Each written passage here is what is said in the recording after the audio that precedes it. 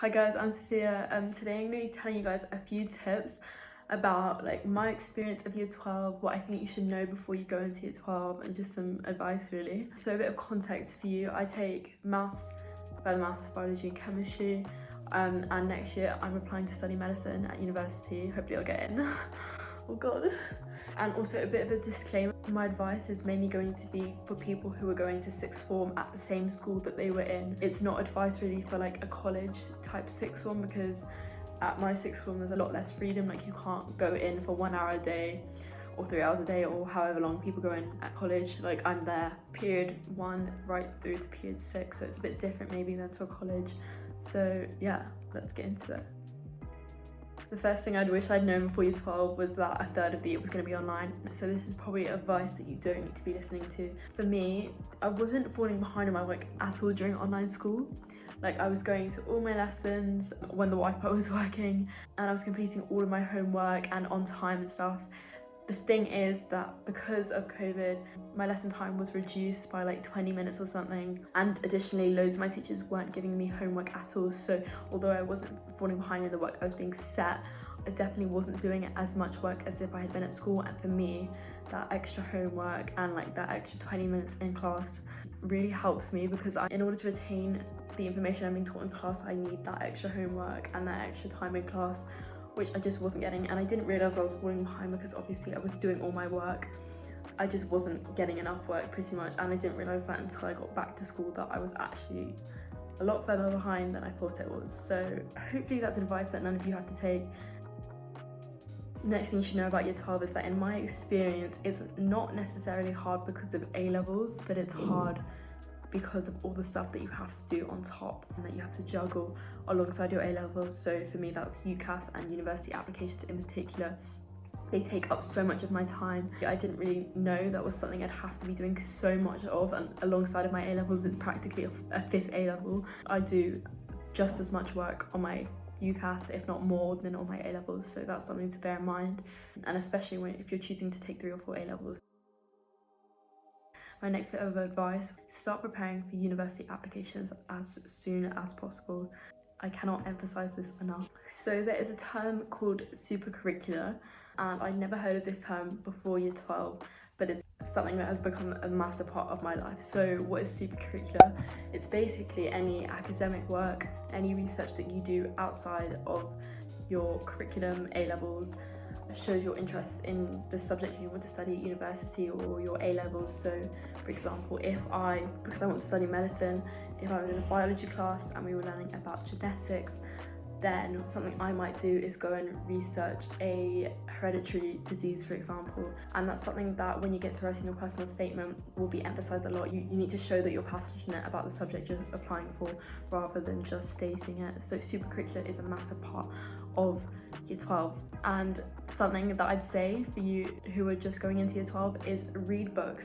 And even if you don't know which subject you want to study yet, read books in the area that you're looking to go into. So if that's STEM, read a book about engineering.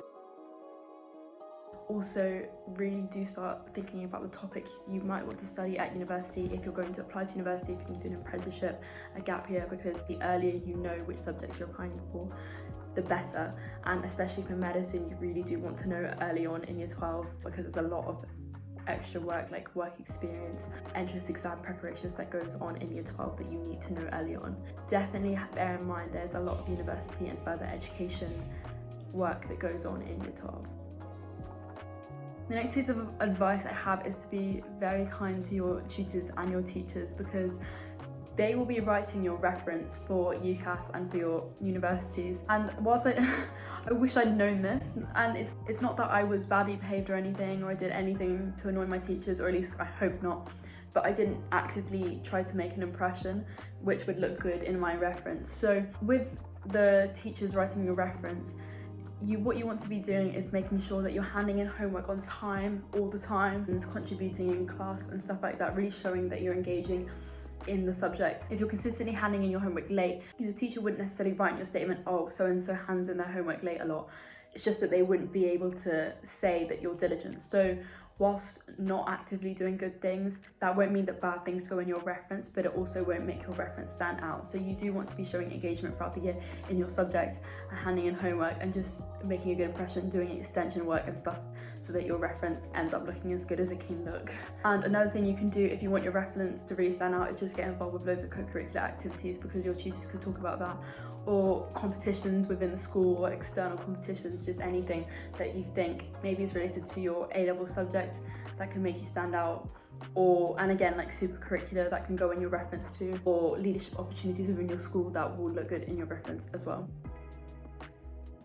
My next tip is to revise for your summer exams as early as possible, and by this I mean before or during your Easter holidays and not after. I made the mistake of doing solely university stuff during Easter holidays because I saw it as an opportunity to get loads of super curricular activities in, but that meant that my revision really lacked and I was very behind in revision, and it meant that my exams didn't go as well as I would have planned. But luckily for me, because I had a bit of an awareness throughout year 12 that it was a very important year, my grades have been consistently good, so that helped to increase my predicted grades even when my exams didn't go as well as I had planned. Definitely just be aware of the importance of your summer exams, because they will be contributing to your predicted grades. And that's another point I have to make: your predicted grades do get given in year 12. Now at my school, at the end of year 12, you're only given provisional predicted grades, so there is an opportunity to increase them in September, but why go through that extra stress when you can just do well the first time and get the predicted grades you need to apply to the course you're applying for after school?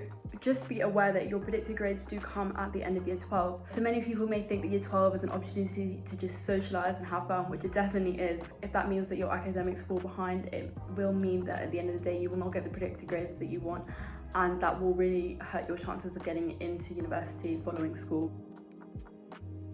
The next thing I wish I'd known is that for me personally, and I think this is quite a unique experience based on what people in older years have told me, is that the jump between GCSE and AS level isn't that hard, but the jump between AS and A level was very hard for me. And you may be thinking, well, why am I saying this? Because I've only done year 12, I've only done AS content, but because I take maths and further maths, I've already done maths A level, the whole thing. So I have experienced the jump between AS and A level. And I think for maths, maybe my opinion's a bit skewed because I did take further maths GCSE, so there wasn't that big jump between GCSE and AS level, but I definitely did experience a jump between AS and A level.